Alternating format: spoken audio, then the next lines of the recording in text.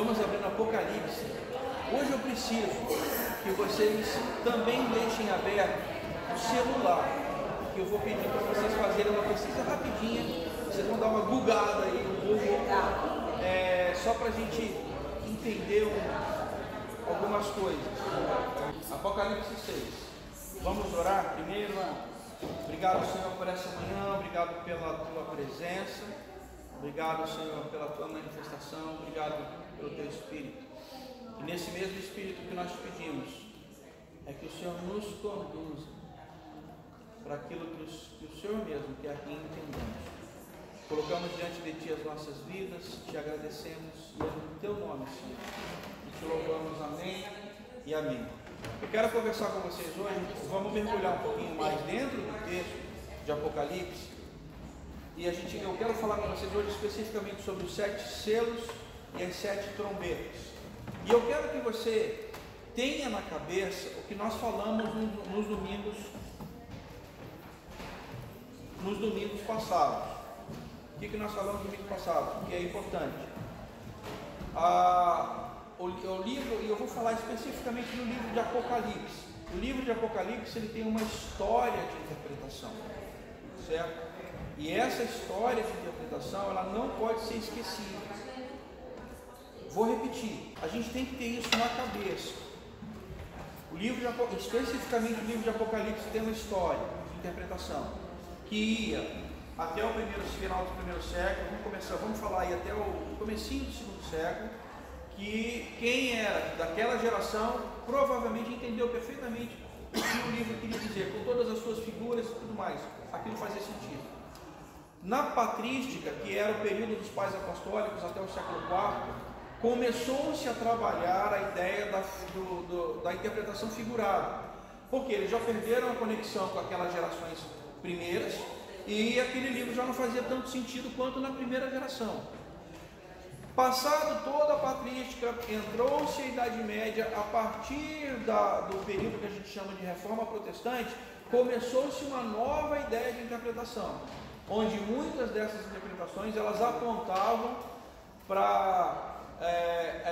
especificamente para bater na institucionalidade da Igreja Católica, contra o Papa, contra a Igreja, enfim. A partir dos anos aí 1800, 1900 para cá, aí veio a profusão de interpretações. Aí virou o que a gente conhece hoje. Então, qual é o cuidado que a gente precisa ter quando nós nos aproximamos desse texto em especial? Entender que esse texto ele tinha sua janela histórica e seu lugar. Ele tinha um tempo. Então isso deveria fazer sentido para quem recebeu pela primeira vez. Todas as demais interpretações, e eu vou começar ali pelas alegorias da patrística, elas também fazem sentido. A partir daí, aquelas interpretações que são baseadas em, vamos colocar assim, foi revelação do fulano, revelação do ciclano, que eu li o texto dele. Essas interpretações nós precisamos tomá-las com cuidado. Não estou dizendo para não ler, não ouvir e tal, mas é aquele cuidado como a gente sempre conversa, é um certo cuidado teológico, uma certa prudência, uma distância, vamos dizer assim, uma distância sanitária, para que a gente não seja contaminado com certas interpretações que às vezes elas são bastante equivocadas, mas podem até fazer sentido, mas elas são bastante equivocadas. E ao longo da história, principalmente na nossa história mais recente, eu vou colocar aqui do século XIX para cá, muita coisa foi feita com base nessas interpretações. Muita gente já tinha dado mês, dia, ano, mês, dia e hora da volta de Jesus, e aí a coisa não se concretizou. Muitas seitas surgiram, gente morreu, né? Suicídios coletivos e, gente, um monte de coisa por conta dessa, eu vou colocar assim, dessa ruptura com a realidade. A pessoa mergulha no texto de uma maneira tão como é que eu diria, tão apaixonada, tão veemente, tão, sabe, Fanatizada. Hã? Fanatizada. Um ex-professor meu dizia assim: fanático é aquele que não sabe muito bem para onde está indo, mas vai rápido, vai muito rápido. Então, feita essa observação, vamos ao texto. Qual é a minha ideia aqui? Eu vou passar com vocês, selo a selo, trombeta a trombeta. Vamos ao texto, tá? Selo a selo, trombeta a trombeta, e aí a gente vai olhar. E eu tive o cuidado de pegar. Lembra que eu falei, olha, o Wesley não escreveu muito sobre isso, mas ele escreveu. E aí eu vou pegar o que o Wesley, por quê? Lembro você também de aulas muito anteriores na UDESC, quando a gente falou sobre princípios, noções de interpretação bíblica, naquele trecho que está no YouTube, na nossa página da igreja, está lá, você tem lá como interpretar o texto, tem lá as aulas todas. Um dos princípios de interpretação nosso, wesleyano, da igreja metodista, nossa teologia wesleyana, um dos princípios é levar em consideração o que, primeiro, as doutrinas mais fundamentais, primeiro a Bíblia, claro, mas depois as doutrinas mais fundamentais, que estão calcadas onde? No credo apostólico. O credo, que você conhece, creio em Deus Pai Todo-Poderoso, que é o mesmo da igreja católica, só muda aquele trecho. Creio na igreja, os católicos dizem, creio na Santa Igreja Católica Apostólica Romana, e nós dizemos, creio na Santa Igreja de Cristo. Interessante que há muitos anos atrás mesmo, antes da década de 70, esse trecho, creio na Santa, nós dizíamos, né? Creio na Santa Igreja Universal do Reino de Deus. Aí em 77 o Bispo Macedo funda a Igreja Universal do Reino de Deus. A Igreja Metodista teve que alterar o credo, porque senão ia dar um problema. Nossa, eu não lembrava disso. Pois é. No credo apostólico, nos 25 artigos de religião de Wesley, que também é um norte, e nas notas de John Wesley sobre o Novo Testamento, que Wesley ele comenta. Wesley, gente, era um biblista espetacular, era um cara assim, fora da curva, e ele escreve notas tanto do Antigo Testamento quanto do Novo Testamento. Nós nos baseamos nas notas que ele produz sobre o Novo Testamento, que aliás foram editadas pela Sociedade Bíblica do Brasil, uma Bíblia de estudo Wesley. Se você encontrar na Sociedade Bíblica, compre, que traz lá o Antigo e o Novo Testamento, vai trazer as notas de Wesley. E Wesley deu essas notas, certo? Eu peguei as notas de Wesley para falar sobre isso, como norte, mas a gente vai, por isso que eu preciso que você esteja com o Google aberto, que a gente vai fazer algumas pesquisas. Bom, vocês abram aí Apocalipse 6, o primeiro selo. Lembram que a gente falou, né? A gente fez uma panorâmica daquelas mesmo, de alto do prédio, lá da sacada do último andar, e deu aquele panorâmica, né? Os primeiros 3 capítulos, as cartas às 7 igrejas da Ásia, em diante a revelação de Cristo, e depois vem os 7 selos e as 7 trombetas. Depois vai vir mais coisa, mas os 7 selos e 7 trombetas. Vamos ao texto, Apocalipse 6, 1 e 2. Eu vou ler na minha tradução. Acompanhe aí na tua. O texto diz para mim aqui: vi quando o cordeiro abriu o primeiro dos 7 selos, e ouvi o primeiro dos 4 seres viventes dizer, como o estrondo do trovão, vem! Vi então aparecer um cavalo branco, cujo montador ou cavaleiro tinha um arco. Deram-lhe uma coroa e ele partiu, vencedor, e para reinar ou vencer ainda. Para até aí, versículo 2. Vamos lá. Vamos para o texto. Aí, Rejane, é a parte que a gente, quando conversa, você curte. Olhe para o texto e veja que aqui, primeira questão, o selo. Lembra que o selo, segundo o próprio texto de Apocalipse, o livro, ele estava selado por dentro e por fora. O profeta e todos os seres choravam porque, ninguém podia abrir. Aí alguém, o mensageiro, diz para o João: não, tem o leão da tribo de Judá, ele que venceu, foi morto e vive, ele pode abrir o selo. E aí começaram a abrir os selos. Selo de um livro fechado, começaram a se abrir os mistérios. E mistérios aqui no sentido de coisas que vão, veja, se é primeiro século, coisas que estão acontecendo ou vão acontecer, tá? O primeiro selo me fala de aqui é interessante que um ser celestial, o ser celestial, eu fico imaginando, gente, uma peça teatral, onde uma voz de fundo, ou então um ser daquele, fantástico, ele entra e anuncia, porque dizem, vai abrir o primeiro selo, aí entra aquela figura e diz, vem! E aí vem, quem é que vem? Olha o texto. Vem um cavalo em que cor? Branco. Quem monta? Um cavaleiro com um arco. O que ele traz? Um arco. E diz qual é o destino dele. Veja, ele veio para quê? Para vencer. Deram a ele também uma Coroa. O que isso te lembra? O rei. Cavalo branco lembra o quê? O que o branco te lembra? Pureza. O que mais? Paz. A coroa te lembra o quê? Aqui não diz que tipo de coroa. Poder. Quem foi crucificado com uma coroa? Então pode ser a realeza do poder, como o seu Chico está falando, pode ser a referência à coroa de Cristo, mas é alguém que tem realeza. E o que ele traz na mão? Pensa comigo. Quando você está sobre... Eu nunca montei. E eu nunca represei um arco. Eu só vi isso. Mas quem conta? Porque existe, aliás, existe um esporte que é isso, é tiro de arco montado.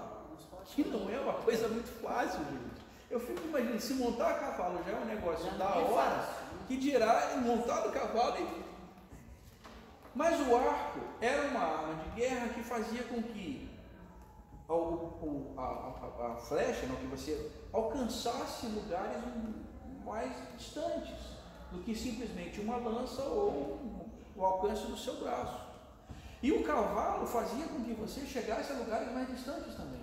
Então você tem um cavalo, você tem um arco, o cavaleiro, um cavalo branco, o cavaleiro tem uma coroa, então ele tem um arco. Para pensar. Você está no primeiro século. Jesus ele diz, portanto, indo, fazer discípulos de todas as nações. O livro de Atos, ele traz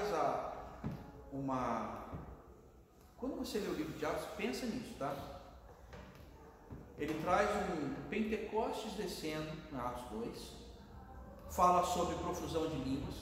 O livro de Atos ele traz Pentecostes, acontece na cidade de Jerusalém. Veja, Jesus em Atos 1, 7, Atos 1, 7 e 8, ele fala, mas recebereis poder e ser-me-eis testemunhas, tanto em Jerusalém, Judéia, Samaria e nos confins da terra. Ou seja, dá uma ideia de linearidade geográfica. Ou seja, começa aqui em Jerusalém, vai para Judéia, que é a província ali, os arredores, a Samaria e depois aos confins da terra. Agora pare para pensar comigo. O livro de Atos ele fala da profusão do Espírito Santo em Pentecostes, Atos 2. Depois fala vamos dizer assim, uma pequena dispersão, Atos 6 e 7 e 8. Aí 7 inclusive tem a instituição dos diáconos. Eles começam a dispersar. Depois Atos 8, 9 fala de um tal Filipe, que já está nas regiões de Samaria. O cara já está longe, olha que o cara está longe.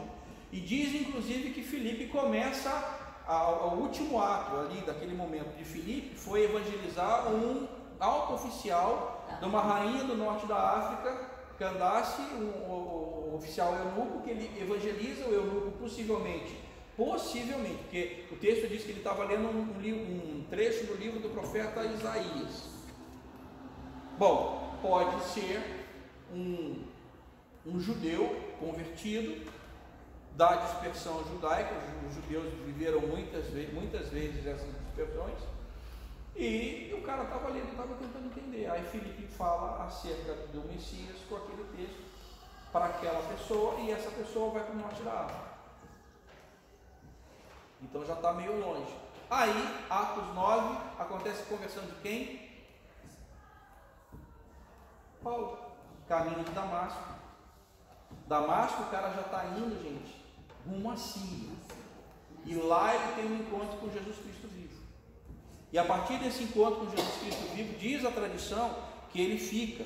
Porque assim, o que acontece? Ele se converte, começa a pregar nesse negócio de Damasco, volta para Jerusalém. Em Jerusalém os caras, o Paulo chutou, vamos matar ele também. Aí tiveram que botar o cara fugido, tipo, volta para Tarso, para a tua cidade natal, e lá fica escondido até esquecerem de você, senão os caras vão te matar. E lá ele fica. Diz a tradição que ele fica lá cerca de 10, talvez 14 anos, até o momento que Silas, numa das viagens missionárias, chega numa cidade muito próxima, vai até Tarso em busca de Paulo, que traz ele para as viagens missionárias. Nas viagens missionárias, Paulo evangeliza todo o que a gente chama, todo mundo conhecido, e chega, pasmem, ao centro do império, chega a Roma. Ou seja, em Atos o que você vê? Jerusalém, Judéia, Samaria, confins da terra. Volte para Apocalipse 6. Um cavalo branco com um arco, ou seja, alguns dizem, e aqui eu vou pegar a fala de Wesley, esse primeiro selo, segundo a visão de Wesley, representava, e aqui eu estou lendo que Wesley escreveu, o Evangelho de Cristo no mundo, a expansão da igreja e a disseminação da fé cristã. Ou seja, ele acreditava no triunfo de Cristo com isso. Então o Evangelho de Cristo, ele iria alcançar todos os lugares. Essa era a primeira ideia. Esse, teoricamente, seria o primeiro selo. É uma interpretação possível. Agora, existem outras, depois que vieram, outras interpretações, dizendo que, por ser cavalo é um equipamento de guerra, é um animal sim, mas é um equipamento de guerra e tudo mais. Dizia, olha, pode ser tudo isso em meio à guerra. Mas aí nos outros selos vamos falar de guerra também, então por isso essa interpretação ela fica um pouco... Uma outra ideia possível seria, vamos dizer assim, a espiritualidade num sentido mais amplo. O mundo iria se espiritualizar. Mas, gente, esse versículo 1 e versículo 2 é a abertura do primeiro século. Pode fazer sentido para o primeiro século? Pode fazer muito sentido. Faz algum sentido para nós? Faz algum sentido. Vocês conhecem alguma outra, vocês nas leituras de vocês conhecem alguma interpretação específica para esse versículo? Não? Eu conheço. Pode falar, Rebeca. A minha é diferente de todos que você falou. Pode falar, Rebeca. Então, eu já ouvi falar que o cavalo branco e esse que está sentado, o cavaleiro, é o anticristo. Sim, isso aqui, eu não quis trazer para não contaminar o negócio, mas sim, há uma interpretação dizendo que na verdade isso aqui é uma falsa ideia de paz, uma falsa ideia de realeza, que na verdade não é o Messias. Poderia ser um anticristo que está dizendo ao mundo, olha, a paz, olha, vamos espiritualizar, olha, mas na verdade é um anticristo.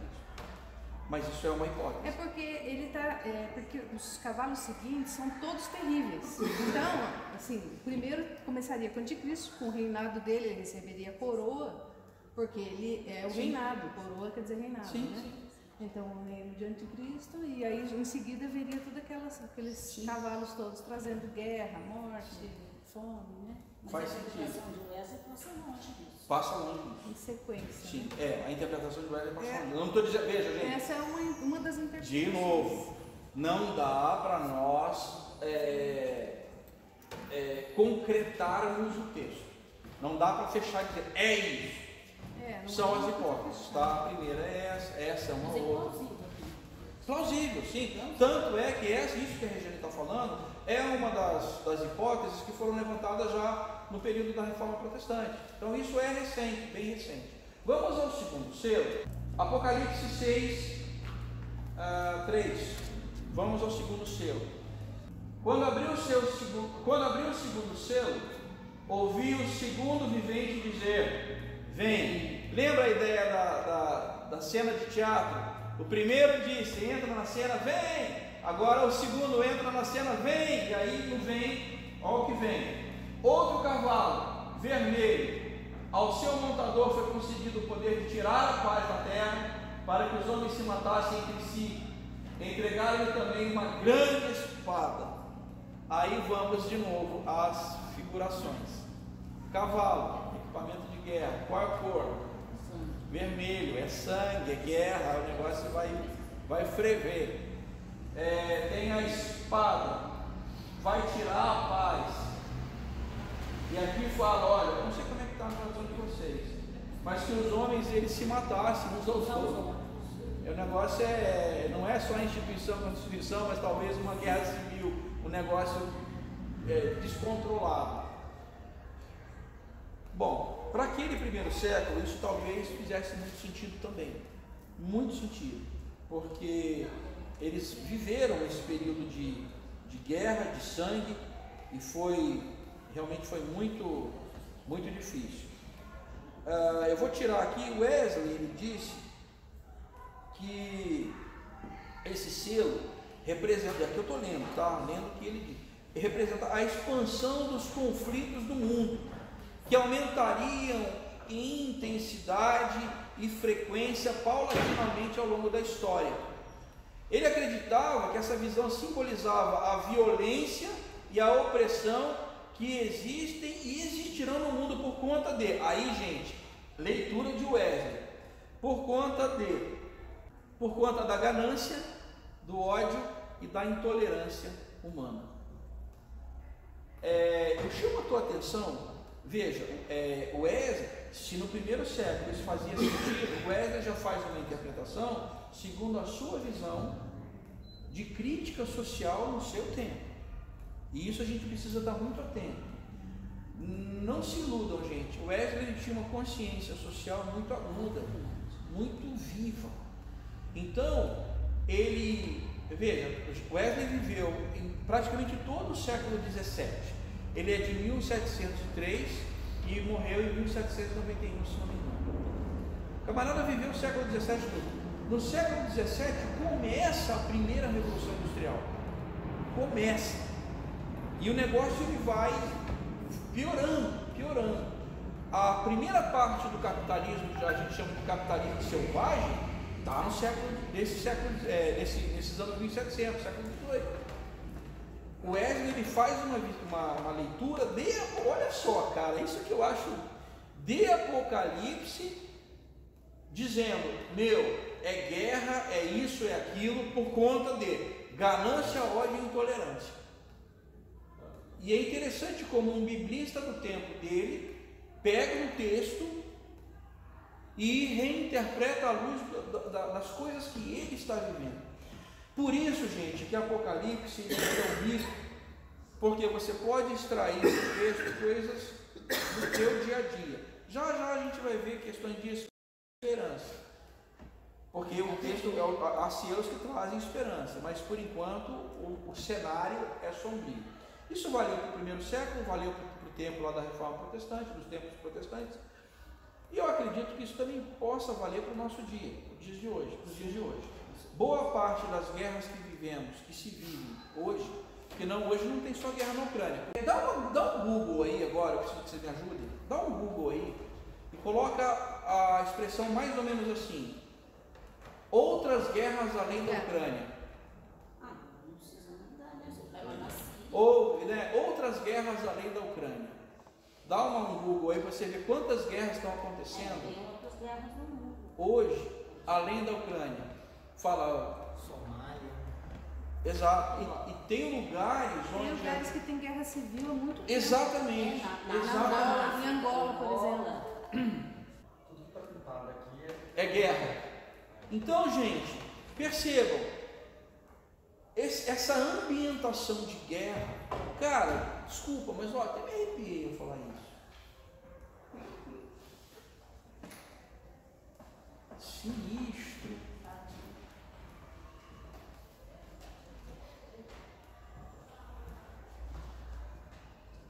Sinistro.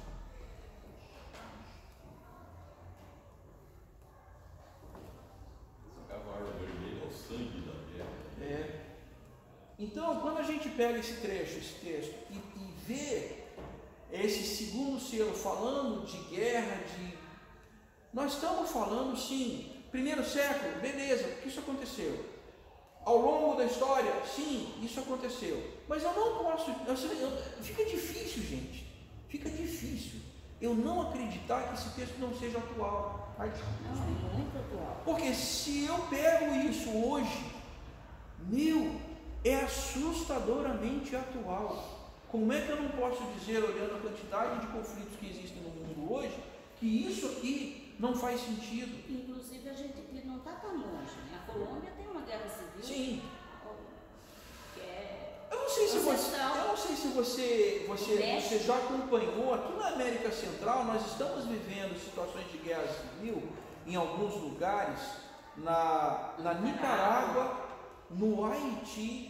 No Haiti o negócio é louco, é punk, é desenfreado.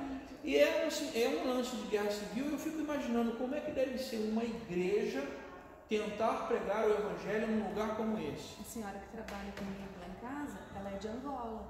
Ela fugiu de Angola há anos atrás, mais de 20 anos. Eles vieram para lá.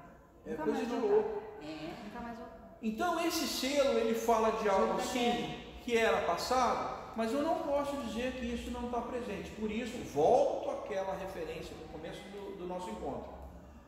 A gente precisa entender. O Apocalipse tem a sua história de tradução. Primeiro século, fazia sentido? Fazia. Era patrística, alegorias. Todo o período da Idade Média, as interpretações alegóricas. Período protestante, vamos bater na Igreja Católica. E agora, a partir do século XIX e XX, profusão de interpretações, todas elas. Essa é uma delas. Só que assim, eu não posso dizer que isso não faz sentido. Entende? Não posso dizer que não. Então eu não posso dizer que esse trecho não seja um trecho para os nossos dias. Marcos, e aí, com licença, pode falar. mas olha só, aqui em Marcos 13 fala, né, que quando ouvires falar de guerras e rumores de guerra, então, ou seja, o princípio das dores já começou. Por isso que eu falei para você, que o princípio das dores, segundo eu entendo, começou logo que Jesus já morreu, já começou o princípio das dores. Sim, não isso começou agora. Isso é uma sempre. Isso é uma interpretação possível, né? Mas assim, eu acho que agora está intensificando, entendeu? Está Eu mais acho que intenso. também a questão da globalização, da notícia chegar para você na hora, isso também Não, dá mas uma parece que noção. agora está ainda pior do que já era. Podia ter guerras assim, mas talvez fossem menos guerras do que tem hoje, né? Mas com tanta modernidade, tanto progresso e os homens cada vez mais violentos. Isso. Né? Mais retrógrados em termos de O amor mais de frio, amor, né? o amor mais Ô, frio. Marco, agora é o seguinte, Pode falar. Na época que foi dada essa mensagem, isso aí também é retrógrado. Antes já existia, né? Depois da mensagem, né? Na realidade, essa falta de paz que existia, mesmo quando Paulo recebeu essa mensagem, antes já estava. João. Retirou. Já tinha tirado o interior da paz. Desde o começo do mundo já começou. Uma mensagem atemporal. Sim, Wesley ele fala mais com relação a esse segundo selo. Ele interpreta que esse segundo selo ele pode ser sim um símbolo dessa ambição humana que leva as pessoas a lutarem pelo poder, pela riqueza e pela dominação. E ele via essa visão como uma advertência para a igreja, para que a igreja ela se mantivesse fiel ao propósito de promover a paz, a justiça e a reconciliação entre os povos. Muito wesleyano isso, muito metodista esse negócio, né? O lance da conciliação. Bom, olha, religiosa também, né? desculpa, Zé. Intolerância religiosa. Aqui eu vou passar aqui uma outra coisa, uma outra hipótese de interpretação diz respeito à perseguição religiosa, à corrupção política ou às crises econômicas recorrentes. Em geral, esse segundo selo, uma hipótese para a interpretação desse segundo selo, é a visão de conflito e instabilidade através da história na civilização. E é isso que eles interpretam assim: olha, tem que haver uma intervenção divina para que isso cesse. Essa seria uma segunda hipótese de interpretação desse segundo selo. Olha, com relação à instabilidade, dá um Google para mim, por favor, ajude. Coloca assim: crises econômicas no século XX. Eu vou colocar só no século XX. Crises econômicas do século XX. Já começa pelo 29. Gente, e aí é isso que a Regiane estava falando. Esse lance parece que está mais intenso. Tem um monte de coisas no nosso tempo que dão essa ideia de que isso está mais intenso mesmo. Muito provavelmente a globalização, que faz com que a informação nos chegue com muito mais rapidez. E há uma coisa, gente, por favor, eu não sou marxista, minha formação é liberal, tal, mas eu tenho que fazer essa observação. A leitura marxista, né? Aqui eu faço uma referência a Karl Marx, um teórico, um sociólogo, um dos pais da sociologia, no finalzinho do século XIX. A leitura marxista, fazendo uma crítica ao capitalismo, já apontava crises cíclicas do sistema. E essas crises cíclicas, elas causariam, segundo essa interpretação, porque isso é um problema na época de Marx, do liberalismo. O fosso da desigualdade. Quem estava rico por conta da exploração do capital ficaria cada vez mais rico, e quem estava pobre ficaria cada vez mais pobre. O fosso, ele iria ele ia ficar cada vez mais agudo, mais profundo e mais largo, à medida que o capitalismo ele fosse, vamos dizer assim, se sofisticando. Isso, gente, dá uma... Dentro desses ciclos aí, ciclo do capitalismo de crise econômica, tem ondas grandes chamadas, e dentro dessas ondas grandes tem as ondas menores. Então, dentro dessas crises grandes, você tem pequenas crises que vão e vêm, e cada vez esse tempo de crise tem se importado cada vez mais. Vocês que abriram o Google aí, vocês conseguiram contar quantas crises eles listam? Não? Tem umas, começa com a de 29, né? E olha, gente, tem uma coisa que essas grandes crises... crises... agora aconteceu. Depois que o Credit Suisse foi vendido... Gente, o que é você 29 ele está passando repetindo. vocês imaginam que doideira é essa? O Banco da Suíça quebrar.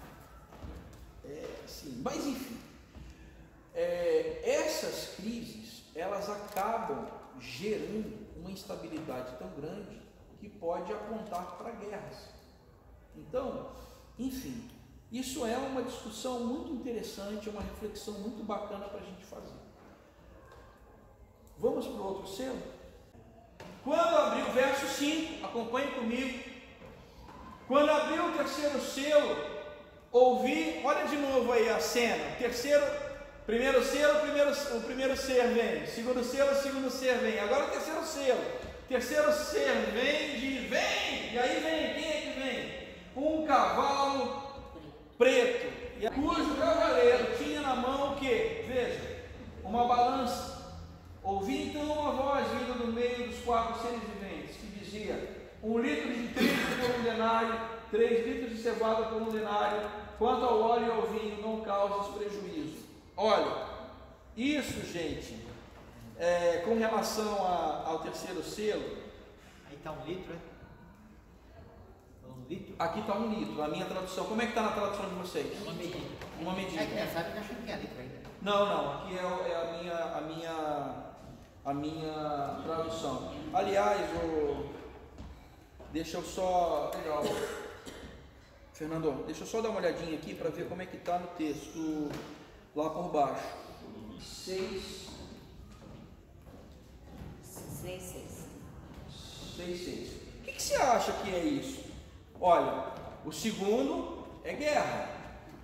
Em toda guerra, o que é que vem depois? Escassez. Carestia, fome, né? E não é à toa que o negócio está aí dizendo. Aqui não é nem uma interpretação literal, né? Fala de escassez, né? Que é todas as previsões que a gente fala, que não vai ter comida para todo mundo no mundo. Aqui fala o denário, né? Um denário. O inix. Aqui a ideia é de medida, viu? É medida mesmo. O Marco, aqui para mim, no meu celular aqui, está falando que uma medida de trigo por um denário é o quanto uma pessoa comeria por dia. Uhum. O denário era o salário de um trabalhador por essa dia. medida, uma medida de trigo, como é que tá? Uma medida de trigo por denário é o quanto a pessoa comeria por dia. Uma ração. Isso, é a comida diária da pessoa. Não sei, sabe por quê? É o que está marcando aqui. Eu já- Não sei se eu tô certa. Mas a cevada estava mais O denário, barata. veja, o denário é a diária de um trabalhador. Aí você imagina comprar uma medida, um punhado, aqui está um litro, mas a ideia é a medida, um punhado de comida. Você tem que trabalhar um dia para comprar esse punhado, é caro. Não, o que eu entendo é que pode ser, como custa, quanto um homem comeria por dia, por exemplo, um homem comeria essa quantidade, mas como que ele ia sustentar a família inteira? Sim, É igual o salário mínimo de hoje. Não, né? então, aí a pessoa não ia conseguir, pelo valor que Não iria, ia estar sim. tão alto o valor que ele não ia conseguir alimentar todo mundo, toda a Nem família. nem com a cevada, que a cevada sai mais barata, né? Você vê, né? Gente, Wesley diz assim, eu vou usar a palavra de Wesley, de novo, olha a sacada do Wesley.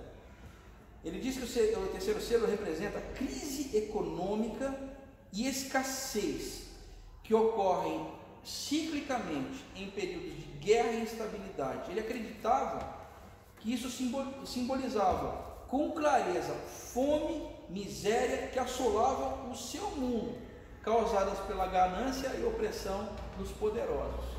A visão do cara, meu. E aí ele diz mais, o cavaleiro do terceiro selo, ele era o símbolo da justiça divina, que iria punir aqueles que exploravam os pobres e necessitados.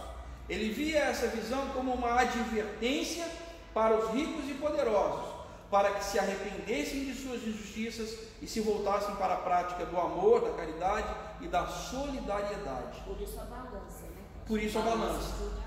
Aí você pensa, o cara está fazendo uma interpretação, né, pegando de novo o texto bíblico, interpretando de forma, ele está encarnando o texto no seu tempo, no seu contexto histórico, na sua janela, coisa que bom biblista que ele era, ele sabia fazer, ele tinha que fazer com muita responsabilidade. Então vocês vejam, ele não diz coisas muito fora da casinha, ele está aqui muito coerente. Mas haviam outras interpretações. Deixa eu passar mais uma aqui para vocês. Existem outras interpretações dizendo que, olha, crise financeira, corrupção, fome, que pode ser material ou espiritual. Em geral, esse terceiro selo é visto como uma denúncia à opressão dos pobres e pelos fortes, né? E a necessidade de uma ordem social mais justa e equitativa. Essa é uma interpretação desse possível desse terceiro selo. Pode falar, Rosane. Mas a balança também é símbolo de opressão, como em Oséias, né? Ah, sim. Eu não tinha pensado nisso, viu? Não tinha não. Ela está dizendo que a balança, ela, segundo o texto de Oséias, pode ser interpretada como um símbolo de opressão também, uma balança, uma balança viciada, né? Verdade, Rosane, eu não tinha pensado nisso. Verdade. Vocês veem, gente, como o texto ele é rico no sentido de você trazer coisas. Isso é fantástico. Querem falar alguma coisa? Posso ir para o quarto selo? Então vamos ao quarto selo. Quando abriu o quarto selo, verso 7, ouvi a voz do quarto selo. Entra na cena e diz: vem. E aí vi aparecer um cavalo esverdeado. Seu montador chamava-se A Morte, e o Hades o acompanhava. Foi-lhe dado o poder sobre a quarta parte da terra para que exterminasse pela espada, pela fome, pela peste e pelas feras. O meu cavalo é Mané. Não, aqui está falando Mas a esverdeado. versão correta é verde. Oi? É verde. A versão... Ô Marco, qual que é a sua versão? Porque o certo é verde mesmo. A minha é a Bíblia de Jerusalém. O verde é o correto. É esverdeado. Tá certo. Foi. Gente, esse trecho ele fala sobre assim, é morte. A morte está chegando e vai ceifar gente pra caramba. Eu fico imaginando algumas coisas com relação a esse trecho. Vamos ao primeiro século. Morreu muita gente naquela guerra, e aqui eu me refiro àquela guerra de 67 a 70, na invasão e a queda de Jerusalém. Morreu muita gente. Então isso deve ter feito muito sentido para aquele pessoal. Depois, ao longo da história, morreu muita gente. Na virada do ano 1000, teve uma peste. A peste, se não me engano, a pessoa chamava de peste negra, mas era a peste bubônica, né? Que ceifou a terça parte da terra. Como esse texto não deve ter feito sentido para aquele pessoal naquele momento? Aí, ao longo da história agora mais recente, em 1930, 32, veio a tal da gripe espanhola, que matou um monte. Foi antes, gente. 1918. Desculpa, perdão. Isso mesmo, depois da guerra, 1917, 18, 19, alguma coisa assim. Isso. E aí agora veio o Covid. Como esse texto, que morreu muito mais. Muita gente. E a gente, fora algumas outras pestes que acontecem mundo afora, por exemplo, quando vem de tempos em tempos tem aquela peste do ebola, não sei como é que fala esse trem, mas lá do Zaire, lá, aquele pessoal, mata 90%. Pegou o negócio, olha, foi bom te conhecer, deixa eu ir embora, que se eu não sair daqui eu vou pegar e eu vou morrer. O cara morre sangrando pelos poros. Sinistro. E aí você imagina, um texto desse ele faz sentido quando a gente mergulha nisso. Voltando, veja, eu não posso pegar o texto de Apocalipse e consolidá-lo em qualquer um dos lugares. Tipo, eu não posso consolidá-lo no primeiro século porque passou, não. Mas eu também não posso deixar de olhar o texto à luz do meu tempo, da minha história hoje. Isso aqui está muito vivo, está vivo demais. Então fica difícil a gente dizer que não. Mas ele fala também de morte por guerra, né? Morte pela espada, pela fome, peste e feras da terra. Quer dizer, não é só a peste. O que Wesley dizia sobre isso? Segundo Wesley, isso realmente é a morte e a destruição pelos tempos de guerra, conflitos. Ele acreditava que isso simbolizava a praga, doença que assolava e ia continuar assolando o mundo, causadas, de novo, pela violência e pelo derramamento de sangue. O camarada tinha uma verborragia social bem intensa. Ele dizia também que isso era símbolo de juízo divino, que ia punir os pecadores e os iníquos, e que essa visão era uma advertência para os ímpios, para que se arrependessem de seus pecados e se voltassem para Deus. Mas olha, gente, isso é uma interpretação do primeiro século, tempo de Wesley. Tem agora as mais recentes, que de forma muito geral, elas se relacionam à morte espiritual, à perda, ao abandono dos valores morais, à apostasia. É um selo que alguns dizem que denuncia a nossa fragilidade a fragilidade da vida humana e a fragilidade dos nossos tecidos sociais. Então hoje estamos bem, mas daqui a algum tempo a gente pode estar vivendo uma consternação social aí que a gente nunca imaginava que a gente pudesse entrar. Isso faz muito sentido. E ele diz que aqui a interpretação possível diz: olha, a gente precisa ter uma atitude de humildade e arrependimento contínuo diante de Deus, para que a gente esteja atento a essas coisas. Sinistro. Quinto selo, verso 9. E aí, vamos ao quinto selo. Agora começa as coisas boas. Quando eu abri o quinto selo,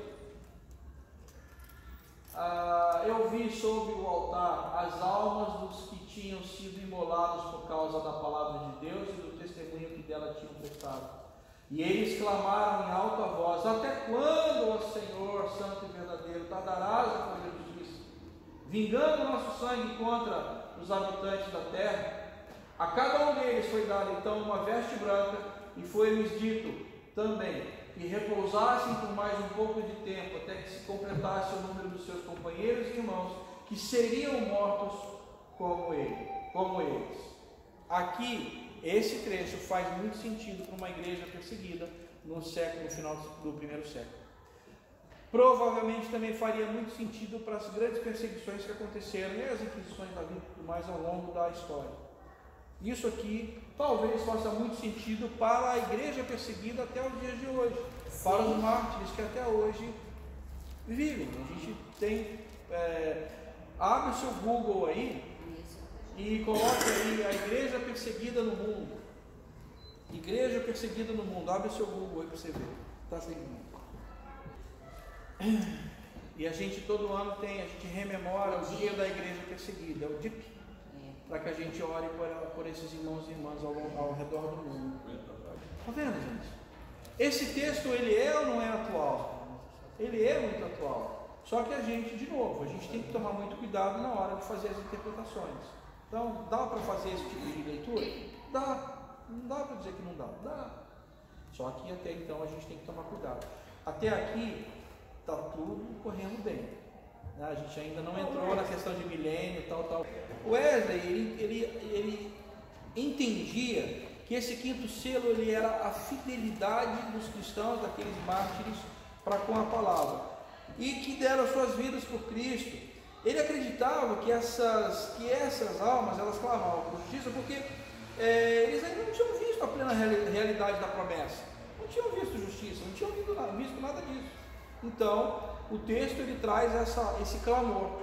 Para ele, o quinto selo era uma mensagem de esperança para os cristãos, de encorajamento para que eles se mantivessem firmes, mesmo diante da perseguição e do sofrimento, porque era como um lembrete de Deus, que Ele, o Senhor, está presente mesmo nas circunstâncias mais difíceis, e que a justiça divina ela não ia deixar de acontecer, ela iria prevalecer no dia final. Então, isso era o que o Wesley entendia. Para aquele povo que estava vivendo um período de extrema perseguição, isso certamente faria muito sentido. Fazia muito sentido. Tipo, estou morrendo aqui e não está acontecendo nada. Mas não, o texto fala não. Aguenta aí que o Senhor ele vai fazer justiça. Certo? Marco, você não acha que